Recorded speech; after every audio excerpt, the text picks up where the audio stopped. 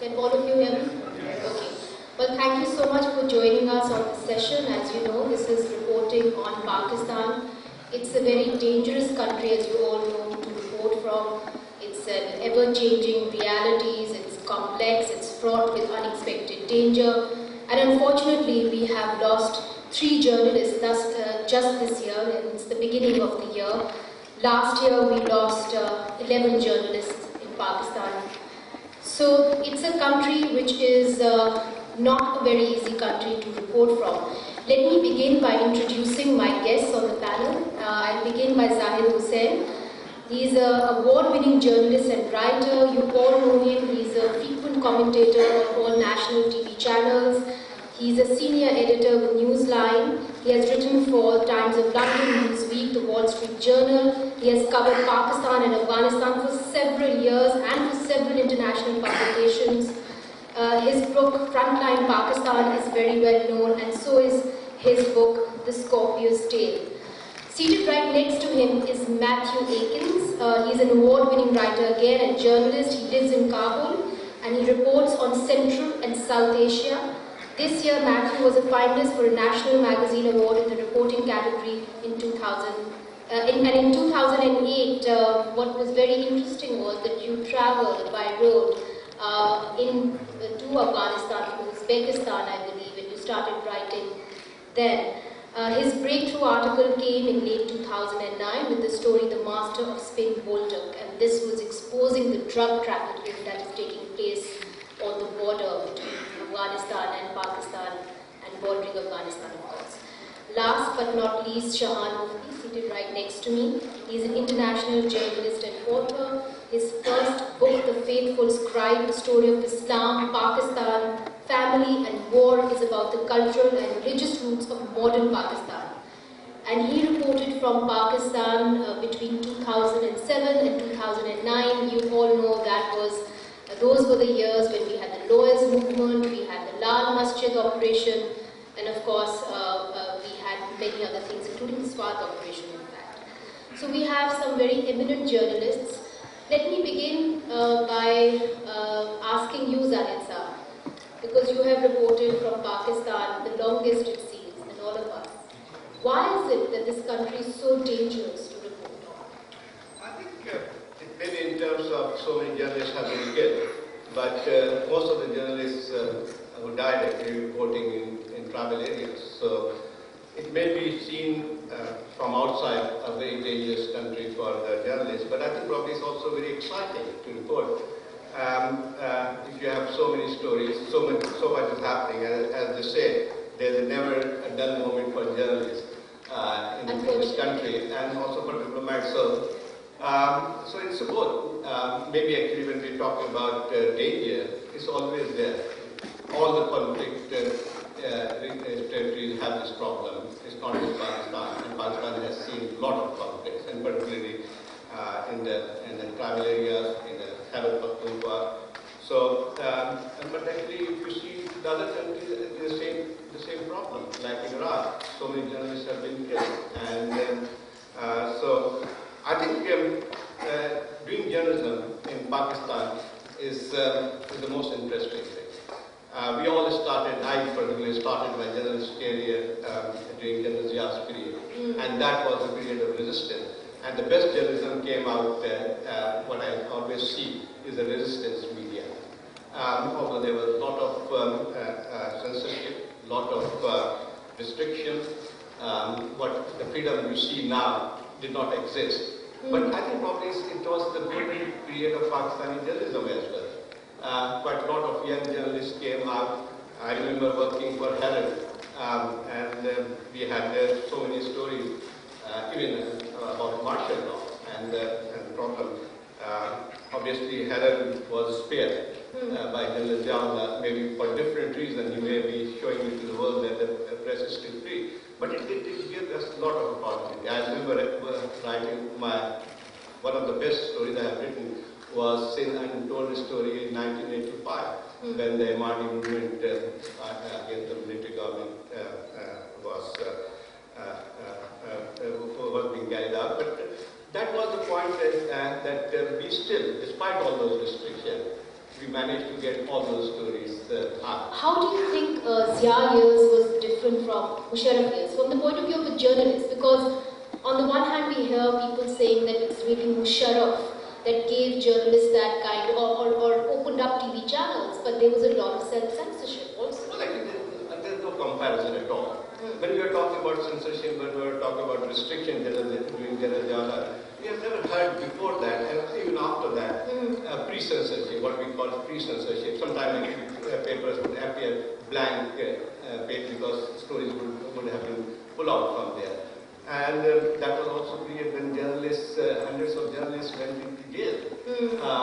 There was a movement, and then the 3 journalists were lashed publicly. So you can't compare with General Zia's period with Musharraf. On the contrary, if you see, although it was also a military government, but I think probably the press was so free. We all know actually the rise of electronic media is largely actually owed to the Musharraf policy. Although we are not actually sorry. I would disagree with that, but if we move forward, Matthieu, and we won't go into why maybe later on. You know, as Zahid Saab said, that this is being dangerous, but it's being more dangerous for perhaps people reporting on the Pata areas. Now, you have been reporting from Afghanistan and Pakistan.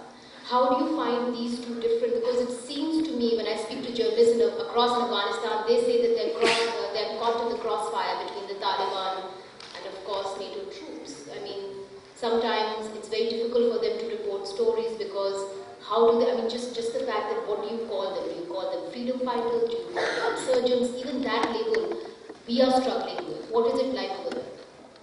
Sure, well, I mean, I think it's undeniable that journalists in Afghanistan, foreign journalists, are on one side of the conflict. I mean, some of us have tried to report objectively about the Taliban and the insurgency there, but we've come, sort of on the coattails of the Western military occupation, so it's not really possible to divorce ourselves from that fact.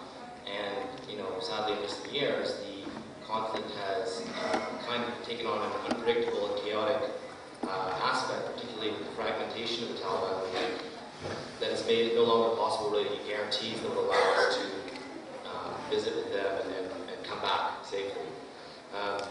But in Afghanistan, you kind of have a situation where the limitations on journalists are largely imposed by those of security and access. It's a remote, country without a lot of infrastructure, so it's just difficult to get around physically, and then there's the threat as well. In Pakistan, you have that, but you also have a state that is, controlling access to certain areas. For example, I don't know if some of you saw the program in the magazine, but we were supposed to have another panelist today, my friend colleague William Marks, but he was denied a visa because he was blacklisted for writing about Balochistan. It's a book that he publishes on Balochistan. So, and we have Declan Walsh from the New York Times who has been denied it. Yes, exactly. And so we, as foreign reporters, we know that there are some stories that we can't report on because if we do, we won't be allowed back in the country. I know if I start meddling around in Balochistan, I'm not going to come back. And I like reporting in Pakistan. So that's a choice that you have to make. So it's self-censorship in some ways in Pakistan, and there's less of it in Afghanistan. Is that, am I correctly understanding? So far, the Afghan government hasn't really imposed any censorship on foreign media. I think that will change. I think they're going to look around their neighbors and see that they don't have to let these foreigners come in and dig up troublesome stories, and they will start making problems with visas. But for now, whether it's due to the inefficiency of the bureaucracy or what, they haven't taken that step. Shahan, has that been your experience? I've mostly reported for the Western press as well, almost exclusively. And I think that is a huge difference.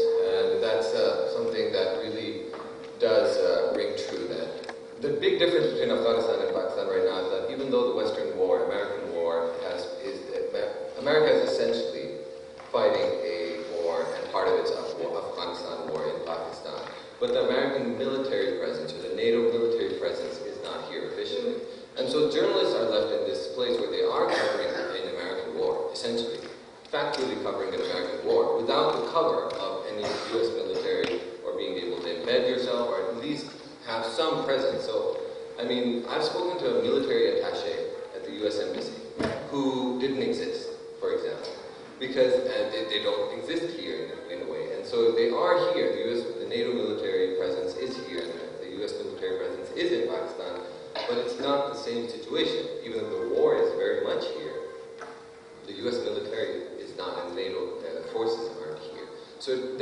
journalists in a very interesting spot, covering a war which is not actually real. That's interesting. Would you like to add that? There's all, conflict is very difficult to cover. And I think probably when we're talking about Afghanistan, I don't think the Afghan war has ever been fully covered. And I know actually I work for national newspapers, and my colleagues were not allowed to go in many places. For example, actually Washington Post correspondent at that point was forbidden to cover Mazar-e Sharif incident, that famous one. So in a way actually most of the wars have gone uncovered. And there's a new trend which we have seen in journalism, and it's going to be disastrous in the long term because it's always gives one side of version, and that is being embedded. So being embedded, it all started in 1990s when the first Gulf War started, and that was kind of, you could only get access to certain information if you are part of that group. Some of the journalists did try to bypass that, but they were not able to get any access. So this is a huge problem, and this new trend of embedded journalists is basically has done more harm to the journal. That brings me to a question. Right now, unfortunately, we're in the middle of an operation, and access to these areas, you know also very well that it's so difficult. I mean, you can go as far as Bara, but beyond that, it's very difficult to go because the army. Even if you go without the army, it's very difficult to get through the checkposts. So how do we then, as journalists, cover the story as objectively as we can? Because either which ways, if we go to these areas like Bajor or Waziristan, it has to be embedded. Well, certainly, actually, objectivity is the biggest victim of conflict reporting. It's that I said actually already, because number one, the issue of accessibility. Then also, actually, the FATA is slightly different. I have covered FATA quite extensively. And I think I've been in and out of that area even after 2004 when the military operation started. I would just take a car from Islamabad and drive with my fixer to any part of the FATA. But things started changing, I think probably after 2007, 2008, when large part of FATA came under the virtual control of the Taliban, and the fighting was going on. So, well, yes, actually, it's accessibility. The problem is not just that we are not allowed to go in. Can we go even if we are allowed? It's very difficult for journalists to survive there, because most of the journalists, they were living in FATA. They were actually reporting from FATA. Most of the journalists who were killed. And they were killed in basically, we don't know, because quite a lot of them were killed by Taliban. Most of them, I would say. Maybe there are a few other incidents where we don't know. But the investigations never really came to a conclusion. Some of the still actually, it is not like completely out of bounds. I would say it's much more difficult, and largely because of the fighting going on. For example, even if I'm allowed actually to go to North Waziristan. Can I go there? That's a big, first question. But it does not stop investigative journalism at all. I mean, much more difficult. But that's what I was telling you earlier, that the best journalism came out during the resistance period.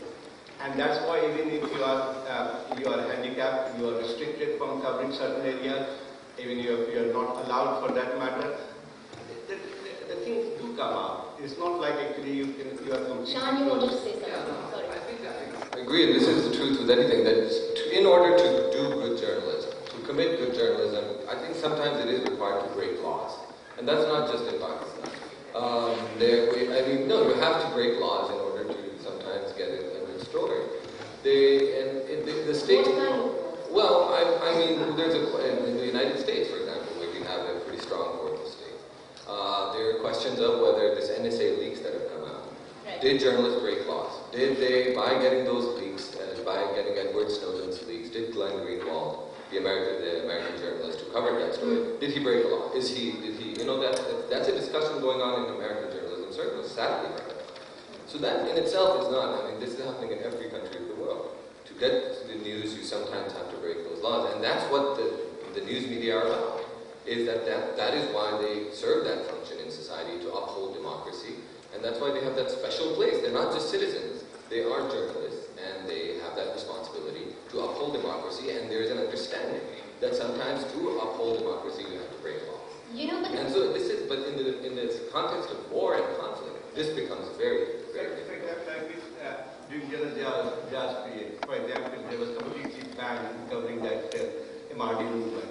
But he did write about it. He said, untold story. I remember actually writing about one village where about 30 people were killed in firing and nobody knew before that. But all those restrictions did not stop me. Yes, there is a problem. So my point is journalism in conflict regions is never easy, and particularly in those countries which are where we have seen military governments operating.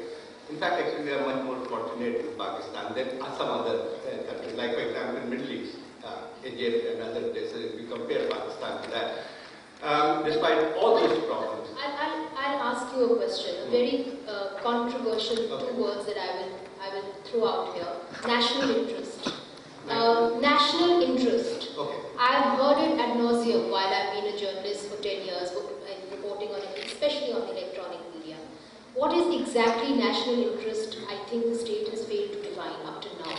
But we are supposed to learn the national interest and then try and report according to the parameters of that national interest. And when Matthieu talked about Balochistan, I remember covering Balochistan immediately after Mufti was killed, and there was a complete ban on covering Balochistan, a complete silence on all TV channels. There was nothing coming out. I mean, the city was on fire, there was a main road, all government offices on fire, and I was told it's national interest. 5 years later, everybody's talking about it. So, should journalists be just telling the truth because that's what we are supposed to do, that's what we are paid to do, or should we be guarding national interests? I would just say that, and I think national interest is like Thrasimica's definition of justice in the Republic. You know, justice is in the interest of the stronger. And national interest is one of those words that sets off my bullshit detector right away. No, so if someone says national interest, you shouldn't do this, then I think, well, clearly I should. I mean, whose interest, right, is what you should be asking. This notion that journalists should be operating the national interest, well, no, there's other institutions that do that. The State Department, the military, the organs of government. Journalism is something that should define itself in opposition to those institutions.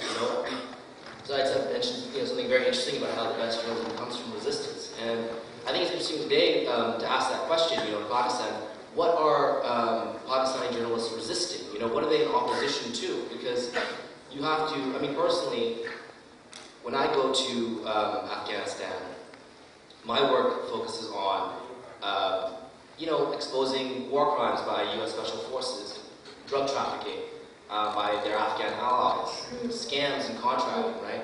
People ask me, why don't you write about the Taliban? They're doing so many horrible things, and they are.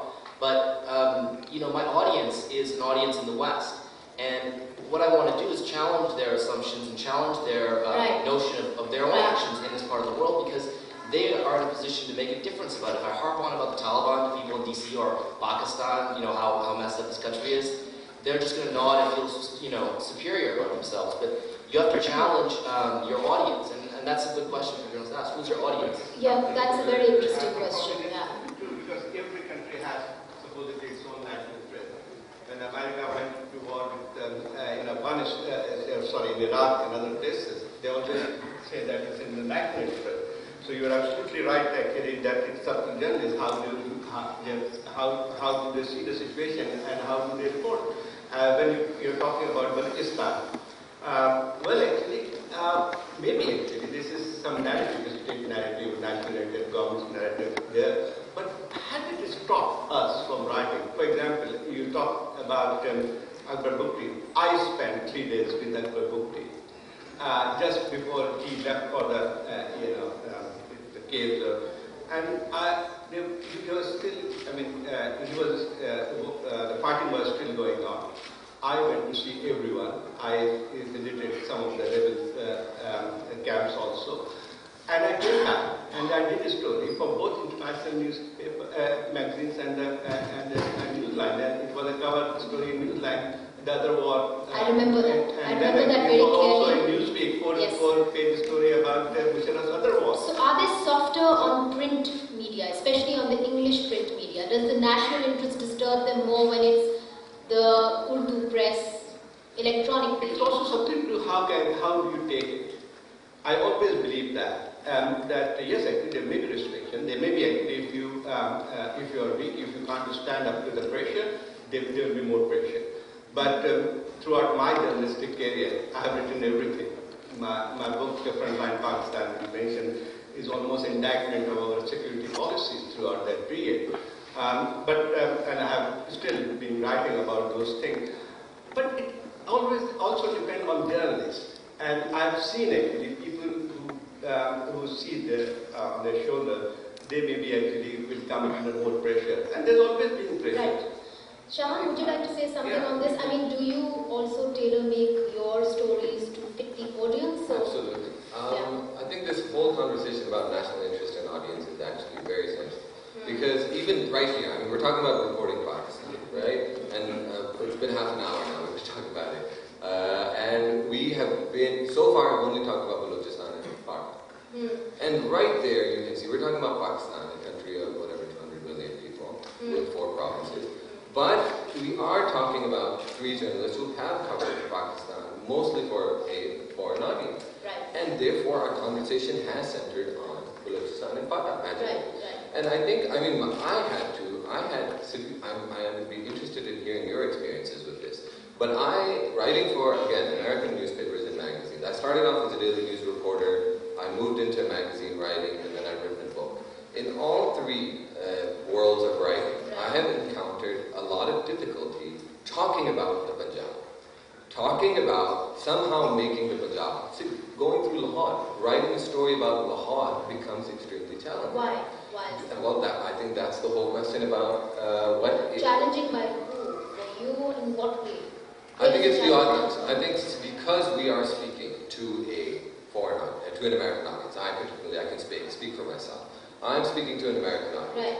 Right. It is one thing we need to ask ourselves, are we reporting on Pakistan to explain Pakistan to America, which I think would be a fantastic thing, or are we reporting Pakistan to explain an American war that borders Pakistan? Right. And I think a lot of the coverage of Pakistan right now is about Afghanistan, essentially, which is an extremely incomplete understanding of Pakistan. I had to actually leave the magazine and news world and had to go to the publishing world to write a book about it because my book was about the Punjab and Lahore. And so it becomes very difficult. And even that was not an easy sell. Matthieu. Resort to writing about sex toys or soccer balls to write a story about something that's not. That's what makes it relevant to the audience. But it's not just, foreign journalists maybe who get dazzled by this lens of national security and the war. I mean, what is the most censored topic in Pakistani journalism? Oh, there are many. But the most censored, I would argue, is labor issues. You never read an article about unions or labor conditions in a Pakistani newspaper because of their ownership. And look at the Ballia town fire. I mean, compare that to the incidents in Dhaka, which were internationally covered, which stirred a lot of protests and led to real changes in Bangladeshi labor laws. That went by, those 200 people, they just went by in the night here. And there was another fire in Lahore too. Where was the reporting on that? That is a form of censorship as well, and it doesn't get as much attention as, religious Pakistan. Absolutely right. I think probably there's much more of self-censorship. Self-censorship is the vested interest of the owners. Derived by ratings, obviously. Sorry? Derived by ratings or That's right. driven by For example, this is the age of electronic media, and actually you are dictated by, even you have been an editor person, and you know how you are being pressurized by your owners to give you good rating. Good rating is actually get to talk on some subject, but basically sometimes it's completely mundane subject which is everybody will talk about.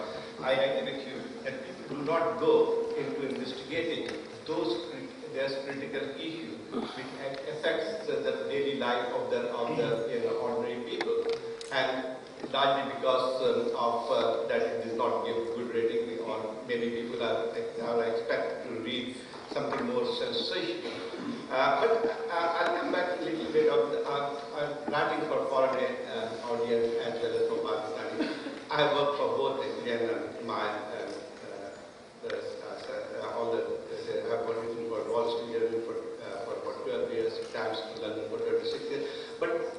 never have that kind of satisfaction writing for them. You know, they want to capsule. And sometimes actually, if you try to explain some of the things, you basically give them something which does not explain the entire story. So it's always half story.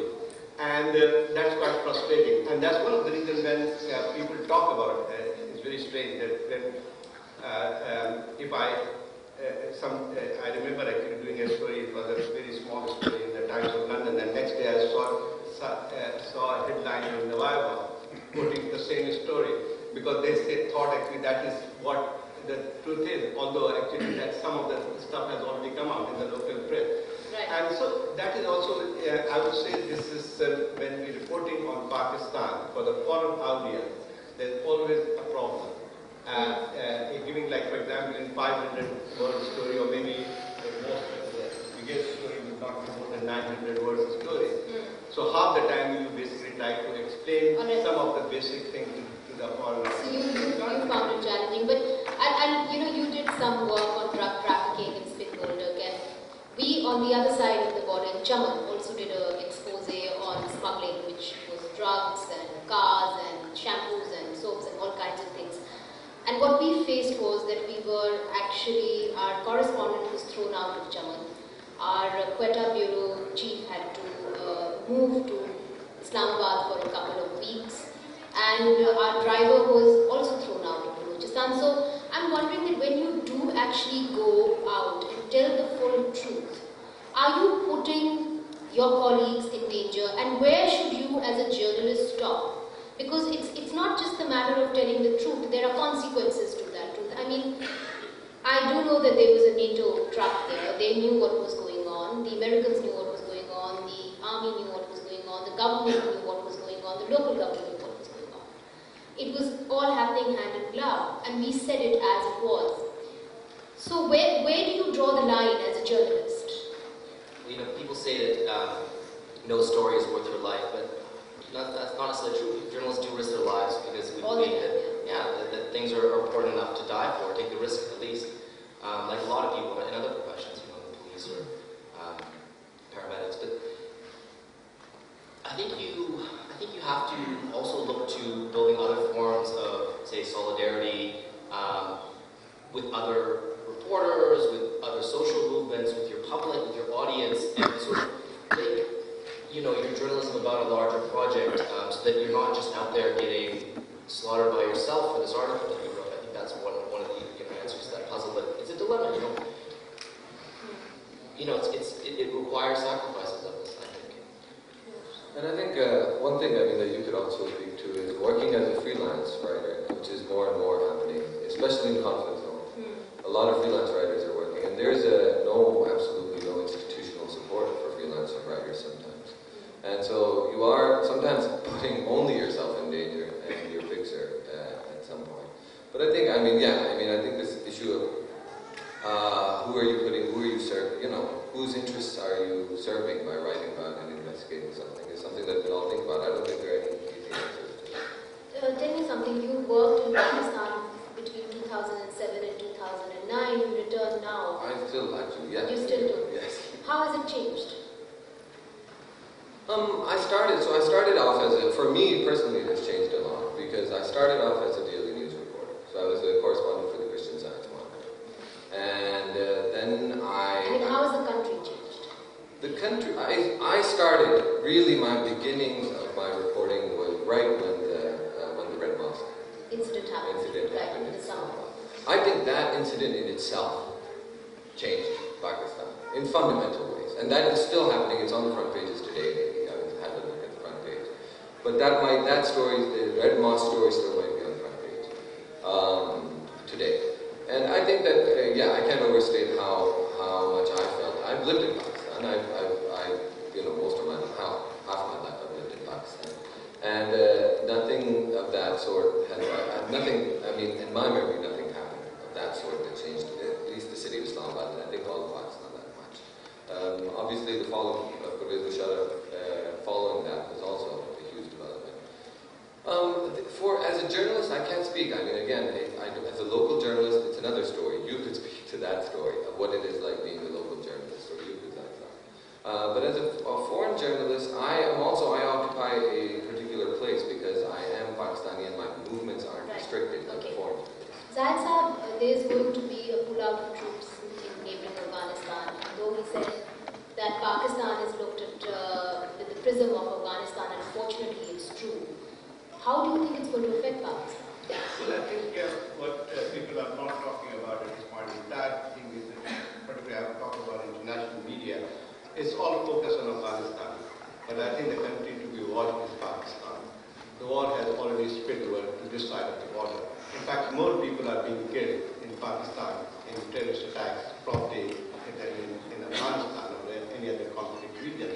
More Pakistani soldiers have been killed fighting the insurgents in Pakistan than combined number in Afghanistan last 11 years. So I think probably what is going to happen in 2014, after 2014, the war will be fought on both sides of the border. If we do not, we are actually still in a state of ambivalence. The government is still not very clear what to do. But the real battle, it will be fought on this side of the border. I'm talking about battle between the moderate forces as the extremism is already being fought here. And I think probably is becoming much more dangerous because until now, what we are seeing actually, the narrative is being controlled by those people who want this kind of system or the progressive system to be imposed on the country. They are controlling it, but it does not mean that they represent the majority of the people. And it's largely also something to do with the media. But will they shape the minds of the majority? Will they begin to shape the minds of the majority? What they have managed to do is create a sense of fear. And that is the worst thing that could happen to any nation, is a fear of being killed, fear of being actually, because we have not seen this kind of asymmetric war. It's not a conventional war where the two forces are fighting. This is basically a state versus terrorism. And if the state looks so weak actually, to really actually confront that myth, then they will actually be able to impose that sense of state of fear. And that's one of the reasons which stops people from talking. But, and again, actually, for example, in any country, I was watching TV, and when we talk about Red Mosque, Maulana Abdulaziz, he came out and openly said that 500 female suicide bombers are ready. Right. Tell me, in any civilized country, would he be allowed to come on the TV and actually utter complete nonsense about everything? And he is basically on every TV channel. And strange,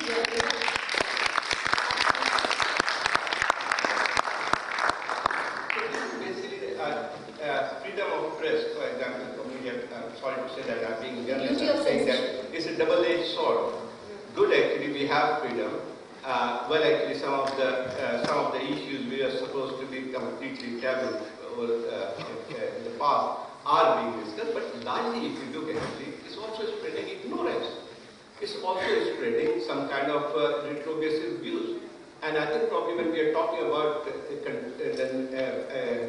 control of the narrative, basically this is the thing for a common person living because TV is everywhere. It's no more the same world. In the remotest corner of Pakistan, people look like, and that has made the anchor person in a way actually the most famous one. And I think probably people also take it as a gospel truth. But they also actually basically change the mindset of the people, and in a big way. And I think probably it's largely fear, and also that narrative which is being imposed through electronic media on the people.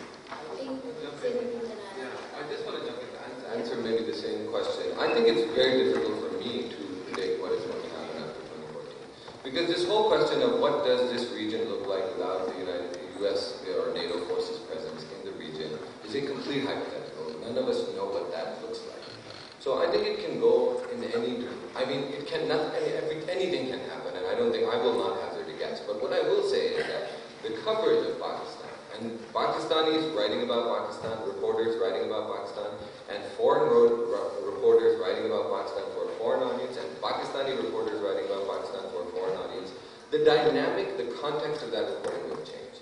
And as one example, we have the coverage of, I mean, this was a huge story, and we should talk about it on the Reporting in Pakistan panel, was the coverage of Malala Yousafzai.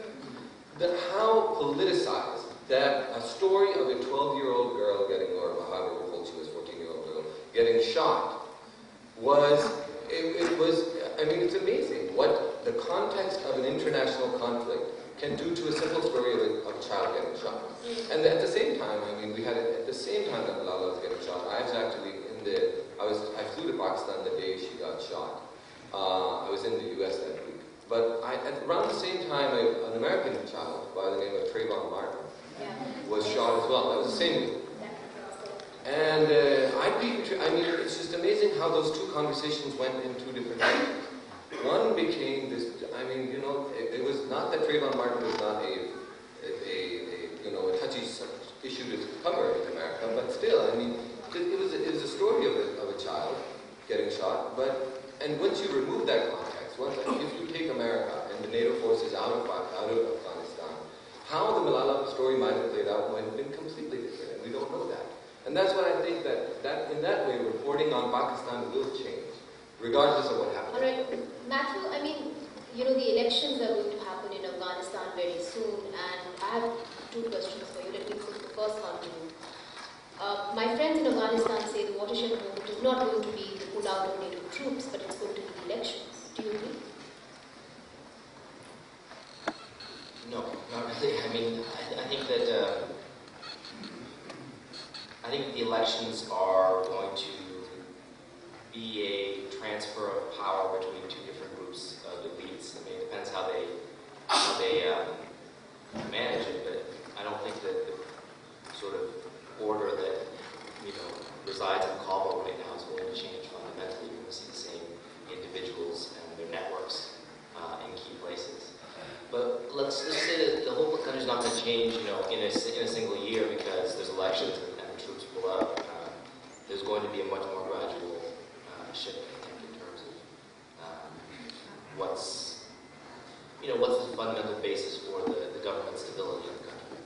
And how, do you think that you all will have access and you will be able to report as objectively as you can in these elections? Because it seems to me that there are already these deals happening, that there are editors on board or on these deals, and there's going to be a certain way that the elections are going to be looked at. There are going to be some favorites of the Western press in this election. Do you feel that way? Well, to get back to a point that we discussed earlier about audience, take the coverage of the 2009 presidential elections in Afghanistan. Perhaps you remember were highly controversial. There was massive evidence of massive fraud and rigging and all this sort of stuff, and it became this, head-on conflict between Karzai and the Americans, the international community, essentially over the validity of his re-election. Something that fundamentally damaged the relationship and it never recovered. It's obviously reached a new nadir at this point, but you can trace it back to that election and his belief that the U.S. tried to favor Abdullah. Anyways, the point is that so there was belatedly very aggressive international reporting on the voter fraud. But the question is, did that help or hinder the situation? Because enraging audiences in the West, to the point where they tried to their governments tried to undermine Karzai, may not have been a constructive thing for the country. And really the people who should have been learning about fraud and what was happening in their country were Afghans. And we weren't speaking to them, that wasn't our audience. And so it was very easy to bash the corrupt Afghans in the Western press. But without the appropriate audience, I don't know how much good that kind of journalism did. All right, thank you. If my panelists allow, I would like to take some questions from the audience. We have just 10 minutes left. So right over there, please.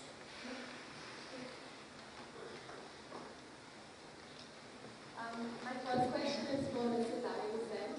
Actually, as somebody who's been reporting on the war on terror for over a decade, I was interested to know whether you think that drone strikes and military operations are still the solution, and why do you think that, why Taliban is viewed as compromising or is viewed as being weak.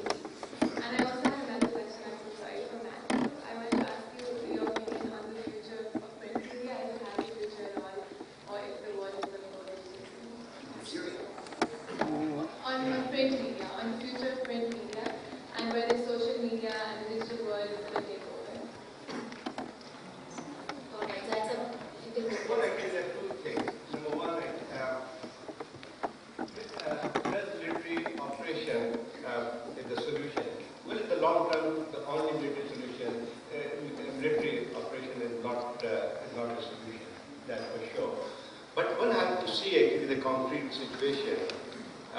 Let me first come to drone strike. My views on drone strike is that ethically and legally, I think it's a counterproductive. Counterproductive in the two things. Number one, actually, that takes away or divert attention from the real war. We see actually this policy of decapitation in the long term does not work. And we have to see actually that if we are fighting this enemy, so one should understand that it's basically also an ideological and political battle. And that takes away and we have seen in the past that there are about hundreds of lieutenants, commanders have been killed, Basma Masood, Kimullah Masood, and so many others, Al-Qaeda. But at the long term, if we look at it, because what happens, that you eliminate one, but basically since the ideology is there, so some other, the most fierce one takes over. I'm not saying that a military operation should not be done, it has to be done in Pakistan. I always believe that the situation in Afghanistan and Pakistan is very, very different when we are comparing and we're talking to Taliban here.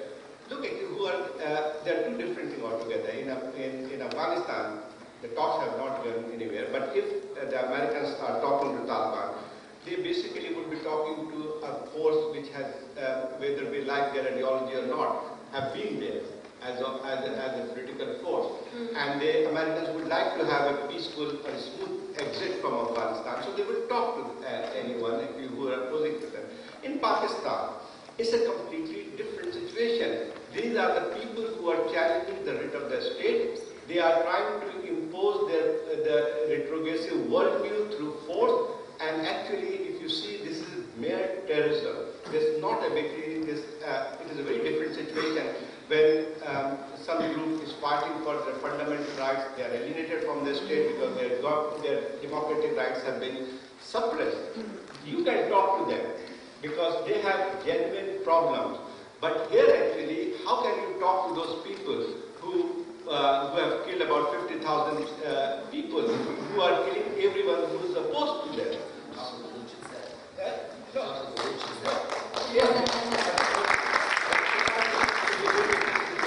There is a very different situation. It's basically when people say, if you want to talk to one group, why are you not talking to them? They're very different things. Balochistan, we have already seen, is basically what's happening in Balochistan has also been the result of deprivation of their fundamental rights to some extent. So there has been kind of some rebellion. They had taken arms together. But we have to see actually what is the seed of the conflict is. And I think it have been solved much earlier.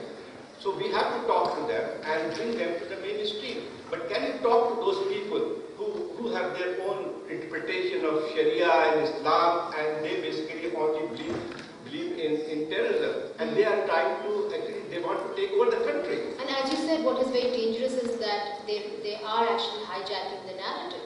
National narrative. That's a different thing, because the problem is they are not even able to have that kind of a strong national narrative or influence public. Unfortunately, that task has been taken over by our political parties.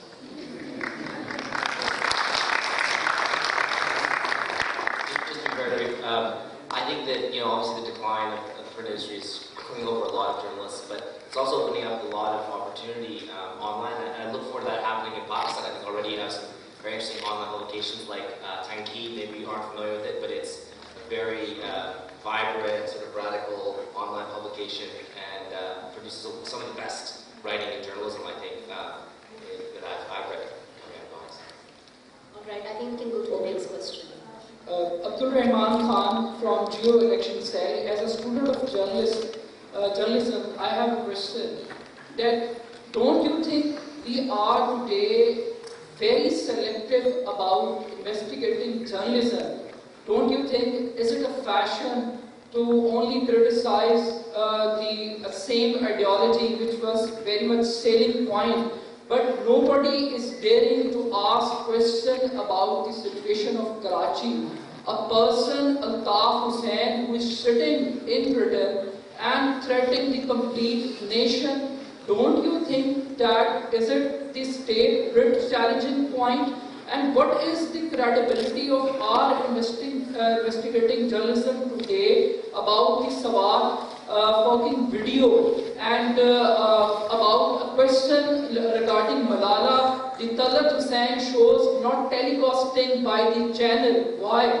Why is it a complete picture? Don't you think we are very much selective today? Why we are creating a silence and we are selective? All right, thank you very much.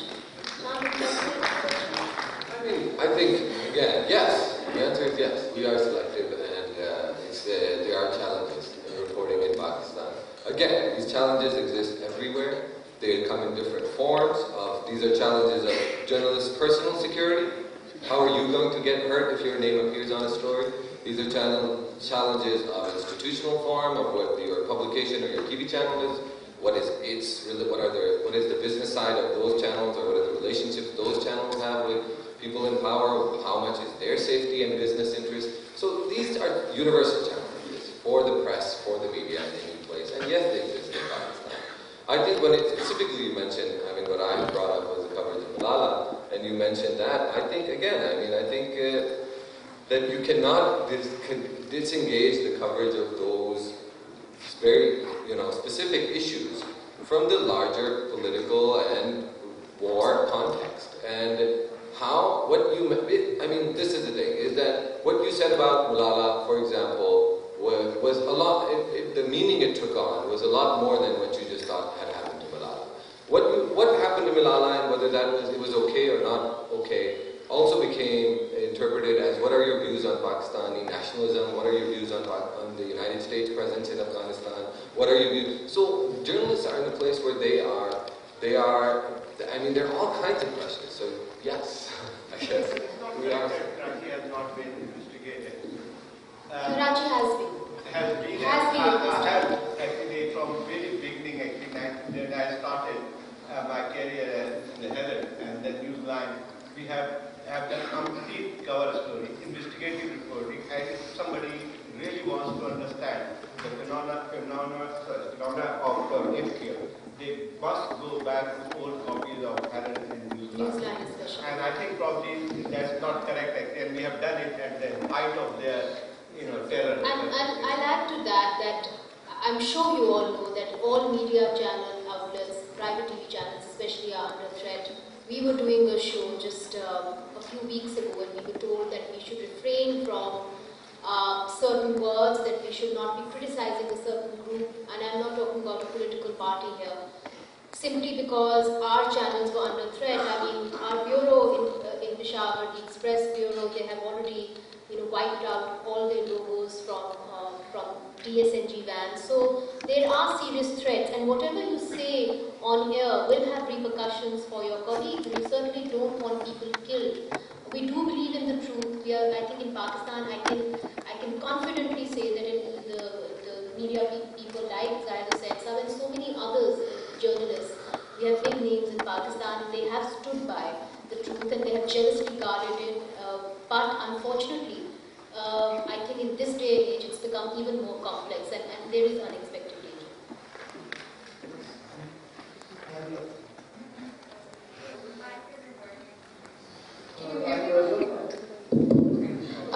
So basically, you guys talk about censorship and audience. So when it comes to that, it's the fact that most of Pakistani journalists, and as a nation, we are so attuned to preserving and protecting our image to Western audiences that we have a lack, that we're not able to sustain that image to ourselves and to our own people. So when you have reporting on Pakistan to Pakistan there's like this gap in which you have globalized methods of electronic media, of social media, which are not accessible to the common man in Pakistan, and then they stay unaware of their own situation. So what sort of steps can we take to eradicate this gap that we have between a certain bourgeoisie class and the common man? Somebody that you add the Urdu places, language, Urdu papers, something like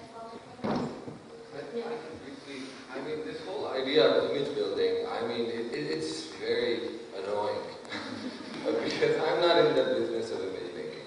Those are PR firms, and that needs to be not a consideration. And I get that sometimes, even with my book, I've got that. Is कि आपने अच्छी बात मतलब सही अच्छी बातें करें ना, and which doesn't work. That's not my job to do अच्छी बातें. And so it becomes difficult if you are speaking to Western audience and you want to be self-critical as Pakistani, if you're Pakistani, and if you're, I mean, you want to talk to your local Pakistani audience and help make things, uphold democracy. That's how you want to look at it. But you also want to speak to a foreign audience, and sometimes that involves not very nice things. Talking about not very nice things, but yeah. I think probably that's a very pertinent question, because the divide between English language newspapers or media and Urdu. So there's a huge gap. There's no doubt about that. We read all kind of things, very critical articles, very open discussion in English newspapers, but basically it goes to a very small audience. And while Urdu press actually is completely different, and it has changed over the years. I remember actually when we were growing up, we had much influential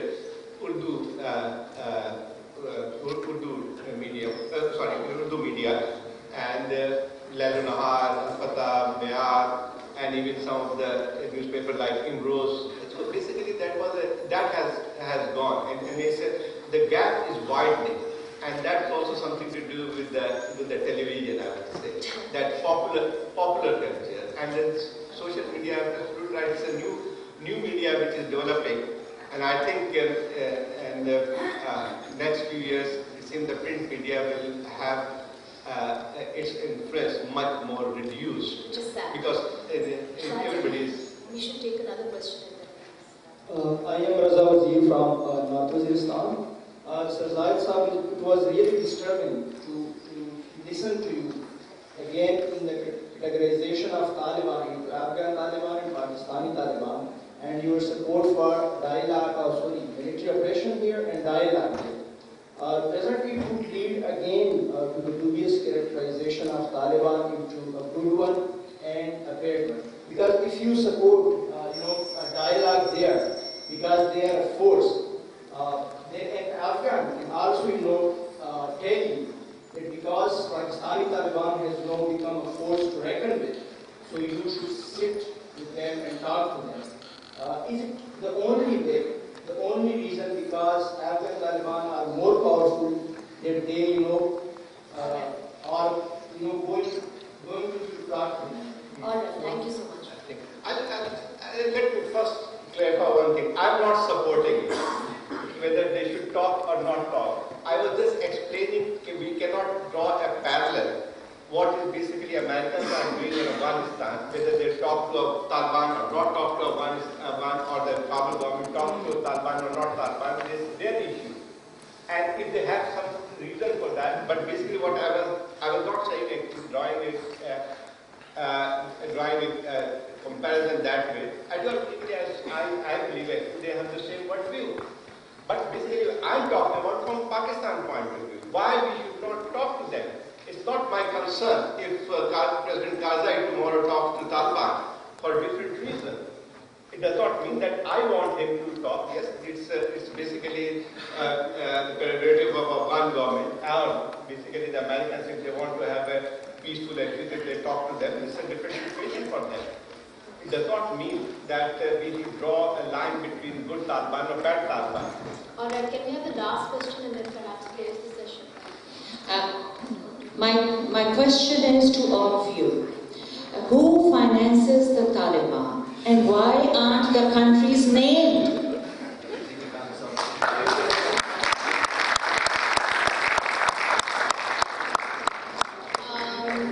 Well, I mean, that's... This has become, Taliban call themselves because 1.9 number of their followers came from madrasa. But basically, it's not like... Who is financing them? Well, it's a multi-billion question because I would also like to know about it.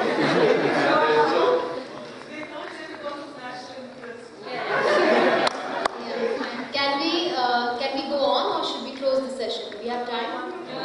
Okay, we don't have any more time, so thank you so much for joining us all.